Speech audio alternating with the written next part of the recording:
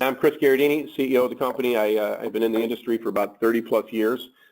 Founded Turnkey in 1994. So Dynamics GP, let's some quick facts. Again, positioned as mid-market ERP. Legacy Dynamics, it was Great Plains Software. So again, born in the 80s up in Fargo, North Dakota, family owned, and initial release of the Dynamics product was 1993. First accounting packages designed and written to be multi-user, run under Windows. Great statistic. It had a proprietary product that the teams developed called Dexterity, kind of a C-ish platform. Again, in 2001, Microsoft acquired this platform and the Solomon product line for $1.3 billion. Rebranded as Dynamics GP as part of the overall Dynamics rebranding. Today, there's still 50,000 companies running Dynamics GP in the U.S. Statistically, there's about 17 million people that are paid by a Dynamics GP payroll in the U.S., so it's pretty substantial penetration. 2018 Release 2 was released last fall. Again, as you think about the 15th full version, so therefore mature, stable, well-supported, highly scalable solution built on Microsoft SQL Server.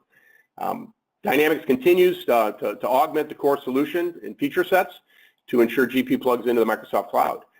Again, recent innovation last fall, Microsoft Intelligent Cloud. So as you think about the future and them driving the successes, there's connectors to take the GP data set and replicate it up into the Microsoft Cloud, and that gives us access to Azure Analytics and the artificial intelligence engines in there that are telling businesses how to do better with what they're doing. Again, options to buy, traditional Cal license, I can buy that software, I can pay software assurance, I can install that on my servers, I can put it on a partner servers, I can put it in the Azure cloud. We've also had the ability to do subscription licensing around Dynamics GP. There are two flavors. There is a full client and a web client. So rest assured this is a completely HTML5 based platform that will run on an iOS, an Android, or a Windows based platform. So kind of a choice of experience there. Full limited and self-service licensing options. So they do scale in terms of what's the right fit for the user and what do they need. We talk about a large ISV community. These are industry software vendors. This is applicable to every product that we're showing today. So there are people that are out there building gap solutions, and being in the market for 25 plus years, Dynamics GP is very robust, and there's a lot of capability out there. We talk about EDI, we talk about e-commerce, credit cards, advanced warehouse management, demand planning, advanced configurators, CAD and PLM integration, and much more. So again, this is plug and play type of stuff, and you're going to see that across all the solutions. As we think about just user experience, I mentioned web client, and again, in the industry, there's always competitor products out there saying, no, GP doesn't have a web client. They absolutely have a web client. This thing has really come into fruition. Internet-facing deployments available, which means you can walk around in the field with a tablet and do your work. And again, if I'm a self-service user, I can be walking around in the field. I could be doing time, expense. I could be doing requisitions. There's a lot of activities that I can do as a user walking around. We also can have a secure deployments. Active Directory authentication. So again, fully integrated in the Microsoft stack. HTML5 application, so full device support. So a very good user interface. In fact, Microsoft's developed some great technology around this web client. So traditional client, again, is available as well. I mentioned Business Central Insights. So again, this is a plugin where Microsoft connects Dynamics GP up into the intelligent cloud. So again, experiences, local desktop, remote app, web-based experience. Traditional UI, again, embedded drill-through business analyzer, SQL, as well as Power BI reporting objects, all embedded within the traditional client interface. Embedded business process management and work queue consoles. So again, the whole premise here is we need to make work actionable, and we need to be prompting our users on what work needs to be done. Single-click navigation through applications, forms, and subforms. It's fast. People who watch the performance of this are typically saying, slow down. Well, again, the point is, how efficient can you be in a system? And, over time, we see users really gain proficiency. Extensive personalization. Quite a stack of applications. So as you think about the way that GP's architecture is done, Microsoft has embedded a lot of functionality in a single license. Again, this is traditional with Microsoft philosophies where they don't want the user to have to say, well, I'm missing something. So they very thoughtfully packaged up what we call both a starter pack as well as an extended pack. And so starter pack functionality gives an organization all the functions they need for both financial, supply chain, human resources, business intelligence, and reporting. right out of the box. Again, from a price point standpoint, they price the starter pack just like QuickBooks Enterprise. Again, they're trying to make an easy on-ramp for people to adopt and use Dynamics GP. Complete set of customization tools. Again, there's no shortage of being able to integrate into this application and being able to scale this application or customize or extend. Advanced human resources and payroll, advanced through the extended pack in terms of both advanced distribution, available to promise, returns management, and then a full suite of manufacturing modules. Project time and expense, project accounting, service call management. So again, this is all core OEM solution capability right out of the box from Microsoft, and it's proven over time. So financial management modules, and again, there's a list here. So then, from a macro, things we expect is typically a general ledger, a bank reconciliation, a receivables, a payables, but we go much further than that. Account level security from enterprise class management, where we've got basically we can manage by exception. Cash flow, fixed assets, full intercompany, national accounts, multi-currency. Again, we're set up to do business in any country in the U.S. There's also localization available out there. There is also different languages available out there to some degree. Electronic banking, again, we can connect and we can flow, positive pay to the bank. We can bring, EFTs to the bank. We can bring EFTs for receivables out of customers' accounts. We can do lockbox. We can do a lot of different things. We can do e-reconcile. So again, completely connected to the core businesses. As we move towards other specializations, grant management, encumbrance management. Again, as we think about nonprofit and we think about people that have compliance reporting, those are all standard capabilities that have been plugged right into this thing, so customers have everything they need to run their businesses. Business intelligence, from that perspective, again, there's a stack here, all-in-one document viewer. Management Reporter is a financial reporting platform that has both a designer and a consumer experience. If you think about deploying financial reports that are real-time, click through, drill down through a web-based experience out to users in the field, it's right out of the box. Analysis Cubes is data warehousing. So again, there's been a fully built-out data warehouse with 6 pre-built cubes that surround financials, purchasing, inventory, sales, receivables, and so forth, where we can do real-time pivot table analysis, graphs, charts, all refreshable, all connected.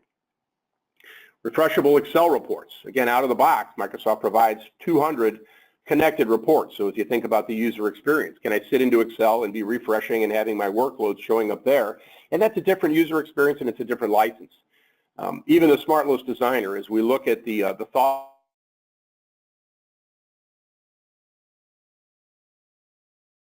managed by exception. These are embedded tools. An Office 365 workspace. So as the world evolves, we're connected. Power BI dashboards, out of the box. Power BI reports, out of the box. So this all plugs in.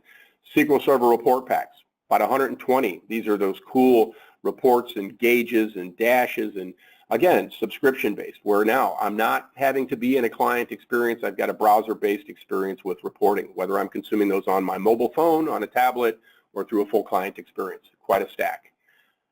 Power BI everywhere. Okay, so we talk about pre-built dashboards and objects that connect to the GP database. Power BI is in everybody's conversation. Everybody wants more analytics. Everybody wants to see the information real time so they can take actions quicker. GP meets that requirement, plugs right into the GP user interface, or I can interact with the GP data directly from Power BI. I have the ability to give one of my vendors a Power BI dashboard where he's looking at his shipping performance and maybe he takes note that he needs to improve how he's doing business with my company. So those are all experiences that can be delivered. We talk about light document management embedded, expediting approvals, encapsulating those documents in SQL so that they're available from anywhere by anyone. It's a big, powerful feature. We don't have to go get a third party. Okay. Management Reporter, again, as we talk about financial reporting and capability, again, this is a very strong tool that's embedded into the application. Out of the box, there's a collection of financial statements, templates, income statements, balance sheets, statements of cash flow. So the user has the ability to take those tools and those reports and actually get up and running very quickly. Certainly it allows for a great degree of personalization in terms of, what am I looking at? But this tool allows us to do both, single entity, multi-entity, divisional reporting, complex calculations for intercompany eliminations, and again, drill down, and certainly to push those experiences out to the user community in a secure manner. That's the key detail here. So as we think about, financial reporting and even the concept of reporting trees where we create a rendering of the hierarchical structure that lives in our chart of accounts.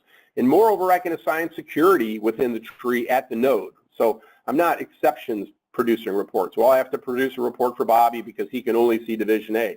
I can generate a report structure for an entire reporting tree for an organization, and as the user authenticates against that reporting structure, the report's content disappears. We like to tell that GP is a pessimistic solution, which means unless I exclusively give you access to something, you don't have access to that. In fact, as we get into the application, you'll see that the menu options actually do disappear. Here's an example of financial statement. Simple, but certainly we can accentuate these a lot more. We can have board-level presentation content, again, drill-down capability and more. Everything's exportable to Excel as well. Talk about Business Analyzer. So again, there's a lot of different experiences, whether it's a desktop-based or a mobile-based experience. Business Analyzer gives executives or managers or key personnel access to real-time analytics. Drill through, click, click, click. So a lot around financial, a lot of discussion there. We talk about supply chain, and again, you think about customers that are in the distribution space or maybe in the professional services space, or maybe none of those things. But if we think about the applications that show up here, all the organizations have the need to purchase. And whether that starts with a requisition and whether it checks against a budget and it goes through a workflow for approval and it turns into a purchase order and then we receive the goods and then we get the invoice for the goods, there's an example of a supply chain track just around procurement. On the other side of that, maybe I have products and services that I sell. I can take quotes. I can turn quotes into orders. I have complex or simple pricing capabilities all the way through fulfillment from invoicing. I can actually email out the invoices. So a complete supply chain solution that really has been thoughtfully articulated and lots included. We will do a quote-to-cash illustration. Again, I've got snapshots of that in here because what I'm doing is I'll forward out this content deck. So I will also do a requisition to pay illustration. So again, built into GP is a requisitioning module. This is a self-service user experience. So in the context, if I've got multiple locations, I can have a single license out there, very small footprint, where somebody can actually requisition, whether it's a capital or office supplies or whatever that may be, hit submit, and it knows how to route that through my organization, whether that's by department. Hey, this is an IT spend. Hey, this is this type of spend. But again, to start workflow, to start budget control from the beginning, to support that via web client and through a self-service license. It's great for location. The integration moves through PO, release, receiving, three-way match, can all the way through fixed assets if it's a capital type purchase. Human resources management. This used to be an application you had to purchase. Microsoft, due to HIPAA compliance and ACA, included. That was the statement. Just put it in there. Customers need it. Why should we charge if they need it? So today what happens is you get an unlimited human resources, a human capital management platform. Supports payroll in the U.S. and Canada. Supports direct deposit, federal magnetic media, position control, employee pay, employee profile, human resources, time and expense management. So there's a whole slew of self-service applications that face employees. Maybe you have certified individuals. Well, as an individual employee, if I have a license for self-service, I can go in and submit testing and certifications, and I can update my W-4, and all of those experiences where I can complete them via web app, I have to submit them. They go through workflow. The human resource department gets to review them, accept, reject, and then we're updating the system. So it's a very efficient and elegant workflow. Advanced capabilities, because not everybody has simple requirements. Moving beyond payroll, recruiting and applicants. So as you think about how well do we manage those processes in our organization, we've got the tools in here to start with standard GP applicant tracking, from a requisition all the way through a hire process. The ability to collaborate and manage our details and documents with our team. There's a web-facing optional self-service entry. Maybe you're a high-volume hire or you have turnover and you want to put an extension out there that's reaching all the way into Microsoft Talent, into LinkedIn, so that you can recruit and have a much smoother process. Again, we can support that business process pretty much from end to end. Or you can start somewhere simpler. I mentioned U.S. payroll in Canada. Again, full compliance, federal and state tax subscription comes from Microsoft, kind of a click phone home. Again, even a collection of self-service applications and workflows, as mentioned. Technical tools, configuration and development. Again, this has been in play for a while. Modifier with Visual Basic. People want to modify the screens. People want to create integrations. They want to import their own data. There's user-facing tools that are very simple to use. There's much more complex capabilities to do real-time systems integration. identity management with AD integration. We talked about workflow. We talked about tools that come in the form of a library that help us evolve our data. I can combine customers. I can combine items. Again, maybe that's due to a vendor buying another vendor. I can change my chart of accounts, which means that this is an evolving platform and the tools are there to support that evolution. And again, a whole slew of customization tools that come as a package as well. I mentioned workflow. Workflow is a big deal. People are more efficient when they articulate and they implement workflow. We set up workflow processes. We define approval and tasks. We use workflow to assign steps. We use Active Directory hierarchy for manager routing. We can have simple serial, we can have parallel concurrent workflows. But again, this allows us to really put the information into people that make the decisions. And whether I'm in the office or whether I'm sitting on the beach and I get a notification that I have a purchase order that's over $10,000 I have to approve, I can do my work where I'm at when I need to do it, and it's based on very efficient tools. Extended Pack, again, Microsoft has a whole slew of capability, again, around supply chain, customer relationship, and manufacturing and project. Not everybody consumes that, but if we do, we have full manufacturing, detailed bill of material, and routing capability. So I can do standard costing in this system. I can have simple or complex routes. Again, I can drive discrete. I can drive process manufacturing very effectively. Project accounting, again, a lot of people say, well, I'm not a project shop. Well, a lot of people use projects to track internal costs, whether that's R&D or whether they have sales reps assigned to project, whether they have marketing campaigns assigned to project. We're an organization that tracks time across all types of things. It helps us allocate, it helps us manage, it creates accountability. So a great subledger project tool that's built into the solution as well. Field service, again, not everybody's doing field service, but many of our clients that have IT departments use the field service system to manage IT, and they create a pseudo help desk. So again, they're creatively using capabilities in GP to manage customer experiences. If you do have those needs, certainly field service allows you to create contracts for your customers and generate service calls, whether they're preventative or whether they're break fix. Even managing, customers' equipment that may be part of that solution as well. This is an example of subscription billing. It's an ISV, but the architecture of Dynamics GP supports extensions, and partners have been out there for years trying to figure out, well, what didn't Microsoft not build, and let's build it using the same architecture, the same tools, and it blends in. And in the installation, you can't tell where it stops and where it starts, and that's the way it should be. So again, there is a certification program for people out there doing third-party solutions, but subscription billing is a perfect example where we have people that are in the IT services space, whether that's managed services or hosting services, or it may be any other business that has a recurring type of charge that they want to pass on to their customer. And the key to doing business successfully is being able to manage it efficiently. We see many organizations that cannot scale and cannot grow profitable segments because they don't have the tools to do that. So I'm going to stop there, and we're going to switch to a live demo. And I've got a few illustrations that I'm going to share with the audience here. And as I open this up, this is Dynamics GP 2018 Release 2. So what we're looking at today is the full client. It's just a little easier for me to demo this. The web client looks identical.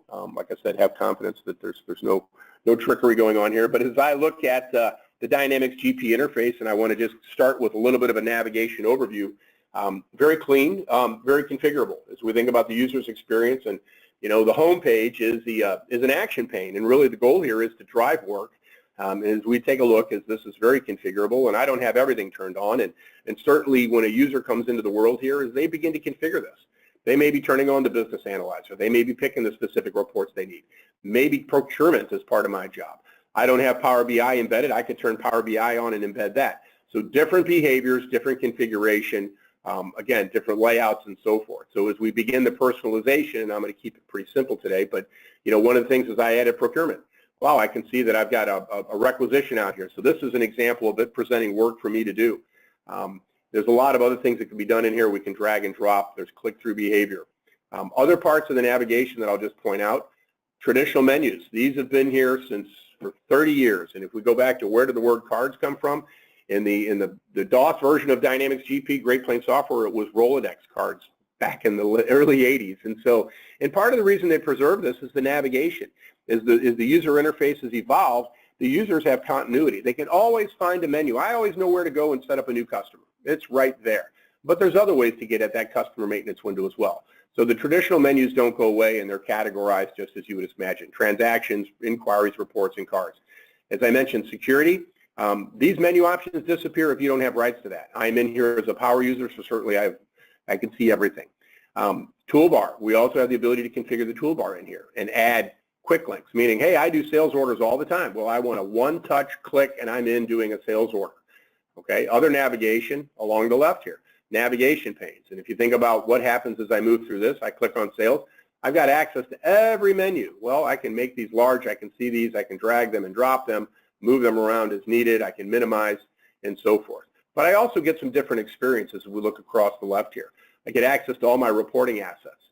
I have different experiences where I can look at my customers. You know, this is a view that showed up around the time that Office 2007 showed up. It's been a while now, but it's the proverbial navigation list. And, you know, the importance of this is we think about how we do business from left to right. And this is all configurable. But really, as we look at, you know, what do I get here? I get some real-time visibility. I've got single click. I can drive right into the customer experience. So how do I want to manage? How do I want to interact with my data? And one of the things you're saying is a lot of choice. But again, I can drive through, I can do an order, I can create a new customer from here.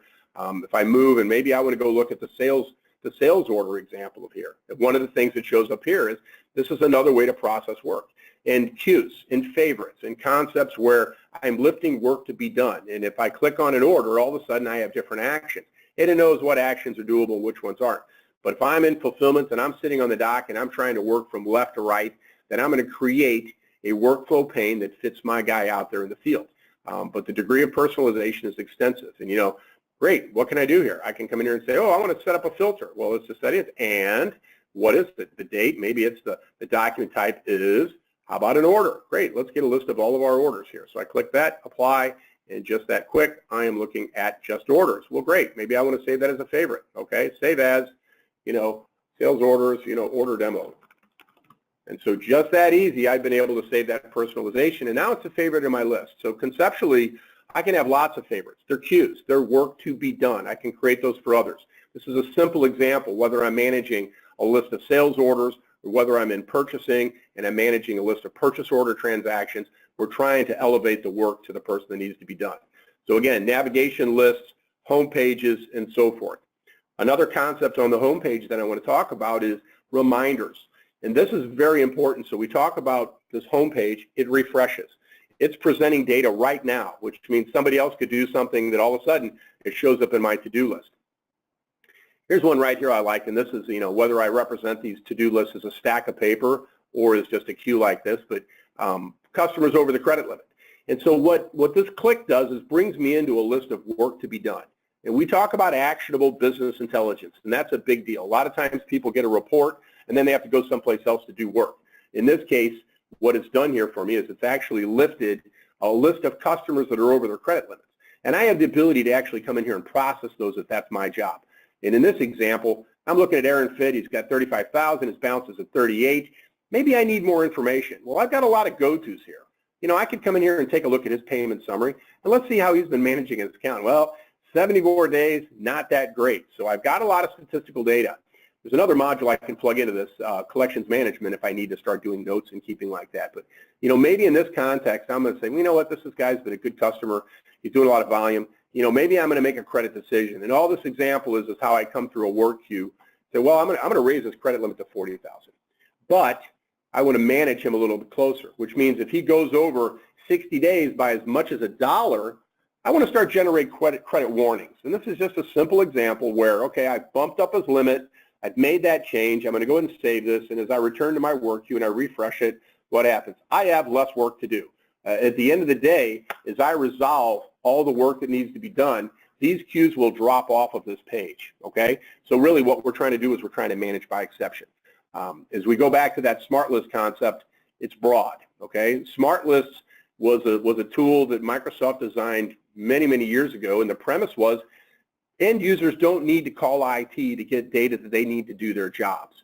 And that's a big deal. And if we think about not having to have a computer science degree and I'm going to go into sales and, hey, I'm going to go into customers and, wow, there's a lot of favorites already defined in here. And even if we look at sales transactions, there's, you know, this week's back orders, invoices, orders, You know, even if we think about inventory, what are we looking for? We're looking for exceptions, you know, item quantities, back-ordered items, items below the order point, items due to be counted. So lots of actionable stuff here. But let's use the customer's example and look how simply we can create a favorite. Well, great. All the data shows up here. I can click, I can sort. Again, I can double-click and drill right through any of this data. But let's talk about a filter. How do I make a favorite? Well, I'm going to search, and maybe I want to find all the customers that live in a certain state. So let's go to state. Where's that thing? I can type that. Well, there's the state, and let's go get the guys in Wisconsin today. We want the cheese customers. I hope nobody's from Wisconsin's offended. But we say state equals Wisconsin. Hey, there they are. You know what? I can immediately create a favorite, and I'm going to call these my Wisconsin customers. And this favorite can belong to the universe, the company, a group of users, or just me. And it could actually become a favorite, and I could actually put a password on it. Right now, I'm going to be modest. I'm just going to make it a favorite so it's there. Maybe I need more information. Let's go add some columns. I can add from the universe, okay? Maybe I want sales. Maybe I want year-to-date sales. Total sales, year-to-date. I had one of these where I put in year-to-date, and then I also put in life-to-date, and I wanted to see where year-to-date was 0, but life-to-date was not 0, and basically what that showed the owner is lost customers, okay? And I think that's a big deal as you look at, well, how do I create business intelligence that's usable? So here we go. I got wrong column. Anyway, you get the idea. Let's go ahead and modify the favorite. So I've created a new favorite. It's out here all the time. It's my Wisconsin customers. What can I do with that? I can mail merge. So again, some of these system features that are built into Microsoft, we talked about being plugged into Office 365. Microsoft embedded a word runtime in Dynamics GP.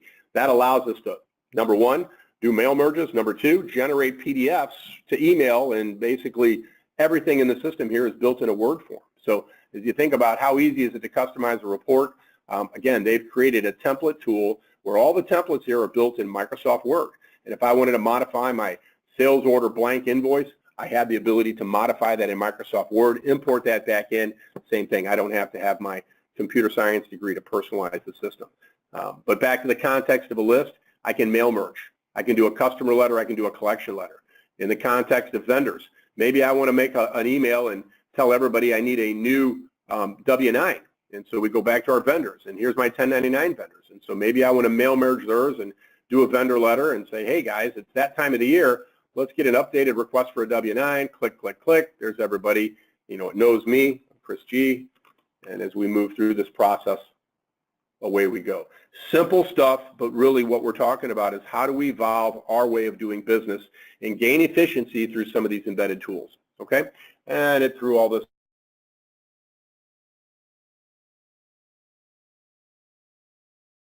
across the entire system, okay? Let's get rid of this guy. So that's SmartList, great tool. So a lot of navigation, a lot of neat stuff going on there, but let's dig down a little bit deeper. I created this demo orders. This is a link of sales orders that I was creating for my presentation. So great, at least I can see the list. I can find them pretty quickly. There's one right here. It's painting them. Basically, this filter says, hey, show me all of the orders that have a batch of demo. Real simple stuff, okay? So let's go do a sales order. Well, I don't have to go anywhere. I can click right here. So quote to cash. How easy can it be? Well, and I'm going to give you a couple different scenarios here. And, you know, we can go to financials and we can drill down on the general ledger, but let me do this example first. So first of all is quote, order, fulfillment, invoice, return. Where do I start? Again, we go back to personalization. We go back to preferences. I do quotes. I told it to use a quote as my default. You know, I can even come in here and say, well, I want my required fields to be red and bold. Well, that way I know what I have to fill in the screen. So there's a lot of tools in here, even autocomplete. How much does it remember of my typing? Again, we're trying to make things more efficiently. So again, let's go back to that sales transaction. Mine says quote. One thing about this, required fields, hyperlinks, I can drill down. There are multiple types of orders. There's multiple types of quotes. So I have the ability to create different types of each of these documents so that I can have different processes that surround them. Standard quote. You know, maybe a quote has to be formed and it has an approval on it. Okay, well, what's the approval do? Well, the approval keeps you from maybe printing it, and maybe it's maybe that's not the best one. Maybe it should be on a trust check. But these process holds allow us to constrain workflow. Maybe you can't print it until it's approved. Maybe you can't post it until it's approved. So a lot of different behaviors that we can embed into these different document types. Oops. Okay. So as we move through, I'm going to grab a customer. Existing customer, oh, prospect. So I can set up a prospect when I do a quote. I don't have to add him as a customer. I can convert him from a prospect to a customer. So light CRM behavior, but here's autocomplete. It's remembering who I've typed in. Oh, there's a reminder. There's a document attached. Okay, let's go click in and let's go see what's in here. Okay, so right from my sales order desktop, I'm able to come in. Oh, there's something here. Well, what is this? I don't even know what this is. I don't want to open it. It's not a doc. It's not a Word doc. So let's leave that at that. How do I get out of that? That's not good. Okay, not break this now. Good. All right. So back to our sales order. Let's close this window here. But doc attach. Oh, come on, don't do that to me. Let's see if it'll let me out of that window. Anything can happen in a live demo. All right, so as we move through the order, here's our demo batch. Currencies, PO numbers. So again, in the header of this transaction, there's a lot going on. We can drill in, we can add new customers, we can add new ship to addresses. Again, pessimistic. If I don't have rights to do that, I can't do that. New address. Okay, it'll actually pop open a window. So I can jump right in, I can do a new address. Maybe I don't want to do a new address. Again, I have the ability to maintain lots of addresses and complete profiles around each of those addresses. Who do I email? Who do I BCC? You know, what's their communication? Is there a password or login for my portal out here? But I maintain those internet profiles across the universe of capability in the system here. Let's finish our transaction. Do I want to add it? Nope. Let's go back and get the primary. Okay, we're off and running. Item, 1G proc. Okay, so this is interesting too, is I can just type something in. I can, great, it defaulted, thin view, detailed view. It's a 1 gig processor. It shows me I have 10 in stock. Simple transaction. Hey, guess what? This is a quote. Okay, from here, I can turn around and print this. I can turn around and email the quote. I can stop right there. I have dates. Let's get that date in here. Let's go in here. I've got a quote expiration date. Again, if I'm managing this, I can do that as well. So a simple example of a quote. I can print it. Maybe, hey, guess what? Customer said, I love it. Let's do it. I can actually evolve it. I can transfer it from a quote to an order. Credit check, very important stuff. Okay. Remember, we just put an errand fit credit out there. It says $1. So now I've turned this into an order. And guess what? Do I have stock? I've got stock. I can have rules where does it automatically allocate this or does it require separate fulfillment? So different behaviors, again, based on these document types. And we go back to that. I've got 5 different kinds of orders. When a web order comes in, maybe I have a different process on it. I have a different workflow, a different approval. A special order, maybe that's a drop ship. The RMA order, I'm fixing something that didn't happen right the first time. Okay, so again, order transaction. Let's do another example here. Same customer, same reminder. A different example here as I look at sales orders. I'm going to order a watch. You're like, okay, let's back order it. This is a manufactured item. No, there's no price. Okay, well, what's that mean? Well, you know, it wants to handle that warning for me, but and that's good. But so what this example is we think about sales and we think about complexities, and I mentioned configurators. So in the world of manufacturing, I've got even a configurator in here. I can certainly sell a standard watch, but I have the ability to come in here and say, well, you know what? I'm going to let the customer have some choices. So hey, Joe customer, when you're buying a style, is this a men's or a women's? Great, it's men's. What kind of band would you like? You want the leather band? And you know, one thing to take into consideration, you take a look, is my price is changing. This item is based on a rule that says I want margin based on cost. And so as I go to leather, leather is more expensive. Face is digital is more than analog. But again, as I make these choices, I say, great, I've literally created a configured watch behind a sales order where it will generate, you know, the picking document will say, hey, you need to put together this watch, and this is the price, and this is the estimated cost based on that configuration. So we saw an example of, you know, a simple item, pick, pack, ship, something I have in the warehouse, and now we saw the example where, hey, I'm going to configure a watch. Let's do one more example, more credit checking here. And again, I don't have to have those passwords. That could be manager override type of call. Last example here. Let's go back to that 1 gig proc, and it's still in order. Hey, guess what? I need to drop ship this. Okay, so the customer, I'm not going to ship out of the warehouse. I'm going to drop ship it. And so from that standpoint, again, we got all our checks going on. Is I'm going to say I want to purchase this.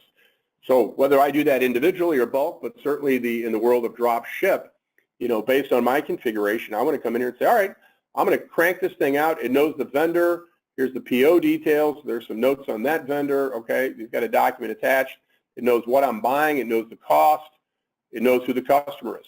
Generate. Okay, little warnings here. That's probably because I'm not meeting the economic order quantity for the vendor, but that's okay. It's a drop ship transaction. It tells me what's been generated. I don't have to look at that report.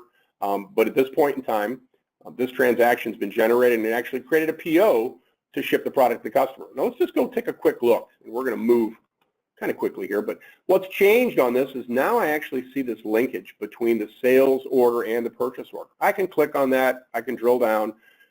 And now I can see the PO that's going out to the vendor. Now it's new, it hasn't been released yet. So again, there's a business process for releasing POs, whether it has to be approved, whether it has to be, once it's printed, once it's emailed, it goes from new to a kind of a release status. So again, a few examples here.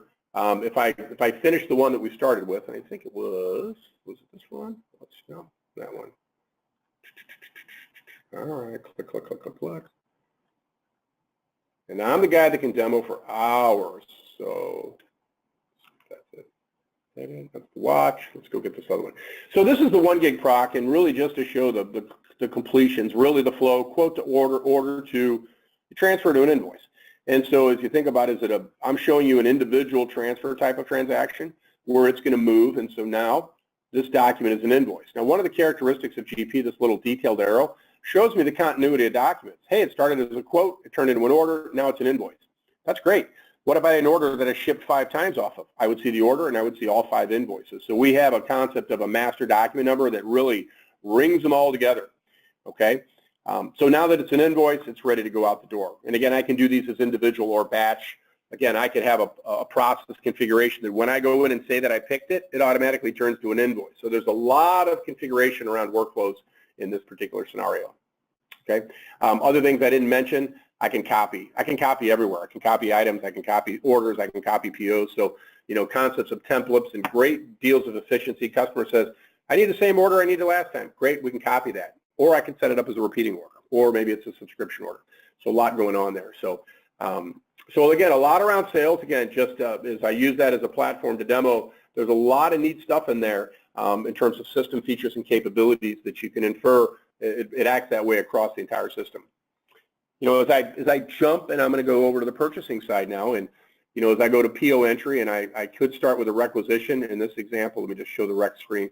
As I can start with a rec and turn a rec into a PO, and here's a rec out here for a laptop, and once it goes through approval, this would turn into a purchase order document. And again, this is a user-facing feature. It's a self-service feature.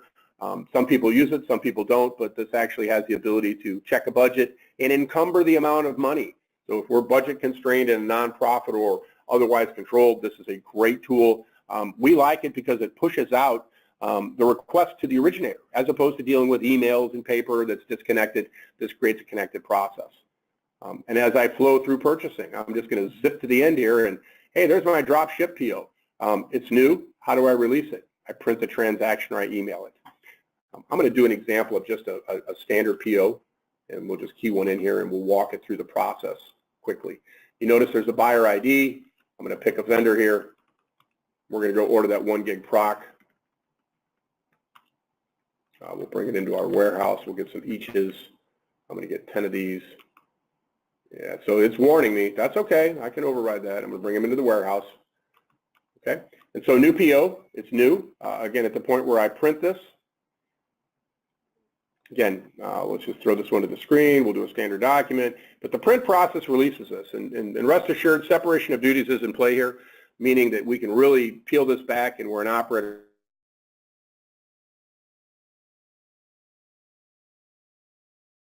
It sizes very well. So let's go take a look at the PO again. It is released now. And kind of what that means, if we leave this for a second and let's just pop an inquiry up in inventory, there's a wonderful tool in here called Available to Promise. And you know, this is available from the sales interface, but if I'm, what's going on in my world, and let's go grab that warehouses, I'd get a good view that, okay, I got 10 on hand, I got 1 allocated, I got 9 available, 19 free forward, and hey, there's my PO. So again, I can drill through. In a more complex world, there may be more going on in here, but at the end of the day, this tool came in because people were guessing. Customers like, when can I have this? 3 weeks from now. Well, a little more empirical evidence that, hey, you need 100 of them, calc a manufacturing date, calc an available date. It will actually go through that process for you. It'll show you your inventory and the different unit of measures as well. So neat tool. We see the PO out there. So we issued a PO. It's been released. Here's the guy on the dock. What's he doing? He's receiving. Now, whether he's doing it through this user interface or whether he's doing it with a handheld, it could be a shipment, it could be a shipment and an invoice. In transit inventory, if I'm moving inventory from warehouse A to warehouse B, I put it on a truck, it's on a truck. When it lands at the dock, we receive it into the dock the same way we receive a PO. It either comes in on a PO or on an in-transit. In this example, I'm just going to do a shipment receipt. Vendor doc would be a BOL number, for example. Again, I can force my operator to assign it to a batch. He may not even have rights to create the batch, but he's got a place to put his work.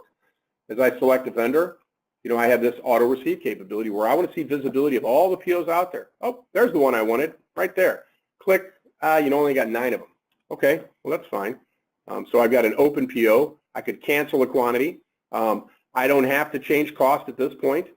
There is a landed cost feature in here, which means it can estimate the expenses associated with procurement, whether that's taxes, duty, shipping. It's a much more precise way to do that.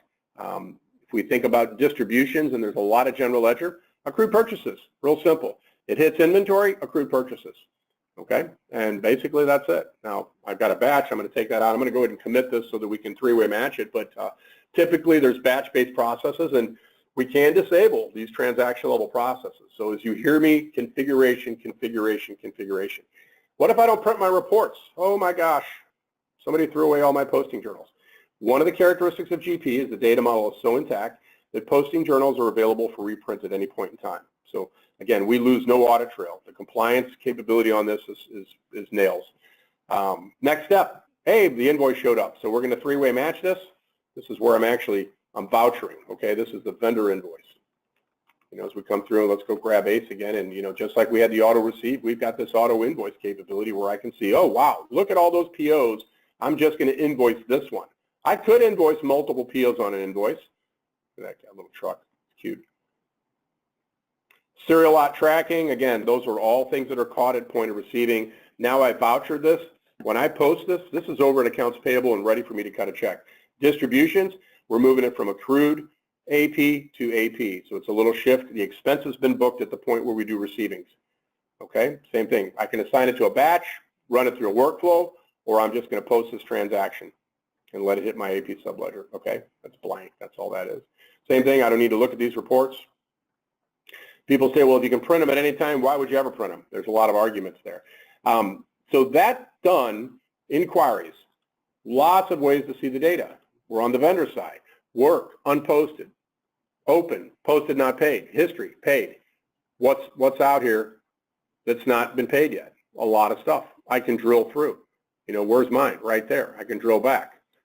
Okay, I'm going back to, I'm at the PO. There it is right there. That's my receipt that I just processed. I can see anything from here. I can continue to drill down. Details, notes. I can add notes to the receipt after the fact. Maybe see attached, certification from manufacturer. So I can document my receivings. Maybe I've got quality issues. I've got a quality module in here where I can run a product through a quality inspection as part of the receiving process. So again, we're on the AP side now. How easy is it to pay somebody? Again, top down, manual payments. Again, those are wires. Those are things that happen outside the system. But really build a batch, edit a batch, edit the payments, print the payments, post them, generate remittance, generate EFTs. It's really a top-down process. And there is a voucher selection engine. And so if we think about demo one, how easy? Let's create a batch. Okay, what's it want to know? Well, what's my checkbook? Okay, let's grab a checkbook. What kind of batch? Checks, EFTs. It knows about credit cards. I can pay it with a credit card. I pay my Microsoft vendor with a credit card. It ends up on my American Express statement for reconciliation. Okay, so here I am back. Let's go back to build the batch. Okay, payment option. I've got pre-configured options in here, or not. Maybe I just want to come in and say, well, let's go get the ones with the next due date, everything that's going to be due by the 16th, and this is how I typically do it. Pay everybody that's going to be late before I pay bills again. And it's going to go out there and it's going to hunt, okay? And there's lots of parameters that I can apply. I could add one vendor to the batch and say, hey, let's take non-qualifying discounts on this particular vendor. Now, where's it at? Where's all my money? Let's go grab a vendor. Maybe I didn't get anything. Let's go grab ACE Travel. Let's just pay ACE. And it goes from build the batch and let's add to the batch. And so now, that's correct. That's fine. See what else shows up in here. So again, one individual can be building the batch, another one can be processing. So I've got $51,000 in here. Well, what's next? Do I have the ability to process this? Maybe I have to print a computer check edit list, and maybe I have to route that. Maybe I have to print exceptions. Let's skip the exceptions. But again, from a business process standpoint, somebody's building that batch, and they're coming in here and letting the system tell them what needs to be paid. And that's because GP is calculating due dates, discount dates, terms, discounts available, and so forth. So again, I get a nice document here. I can route this thing. Somebody can approve it. What happens next? Maybe we edit this. We've got a great view of who's getting paid, how much cash do I need for this batch, and maybe, you know, this guy here, I don't know that I want to pay all these in. Well, $50,000? Well, you know, I can come in here and edit the payment for this guy.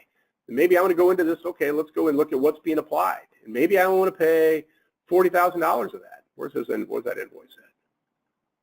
Yeah, here's a $50,000 one. So let's just pay 20 grand, $20. 20,000. Okay, just that easy. I've updated his check amount. Good. Batch looks better. Less cash required. Fantastic. What's next? We'll grab that batch again. Okay, so who's next in the workflow? What happens? Am I ready to print the payments? I can print the payments. Let's go to print payments. Okay, we've got the check batch. What kind of check format am I using? I'm using the graphical one. Again, for big batches, I can do separate remittance advice, EFTs. It'll email out the remittance. And here's a check run right now. Just that fast, expecting a pre-printed check with check numbers, but I've got a check. Away we go. What's next? Wants me to post. Maybe I need to reprint. Maybe I need to void them. Guess what? I'm going to come back later. That's a nice thing too. So I can deal with that later. And on through the process, if we're doing EFTs, it knows how to talk to my bank. It knows how to find the batches. And then again, based on batches, we click them and it'll fire that off to our bank. So again, a couple quick workflows there. I'm going to digress a little bit. We talked about quote to cash. As we go back to financials, again, GP is configurable. This chart of accounts can be 66 characters and 10 segments if needed. Again, multi-entity, multiple dimensions. It does support dimensional accounting. But as we go through drill down, just a quick testament to that is I can keep an unlimited number of years.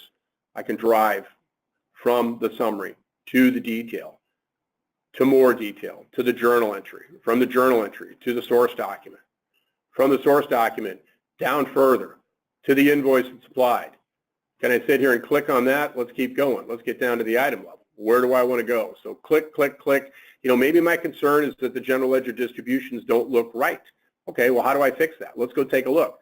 Oh, there's the problem. You know, the inventory account, it's the wrong inventory account, or it used the wrong cost of goods account. But if I'm sitting on a journal entry trying to figure out, well, how did that happen? And the clicks that I've done, I could start that in a financial statement. And if I've got a GP license, I keep on going all the way back to the source transaction. And I did that from the chart of accounts window. I can start that drill down inquiry from anywhere. So again, a lot of flexibility there. Again, there's so much more about Dynamics GP we could talk about. I love the solution. We've been very successful in implementing this for many, many years for both small, mid-sized, and actually there's a lot of large companies. I've got probably $6 or $7 billion companies that are still running Dynamics GP, and they love it because as a hub, it's a great hub. As a line of business, it's a great line of business solution as well. Just a couple minutes left for me. Again, I appreciate you guys listening. Certainly the offer on this is that as we go through the process today, we want to offer more. We want to show more. We'll talk more about that at the end of the process here. Brad, I'm going to stop there. Thank you guys for listening.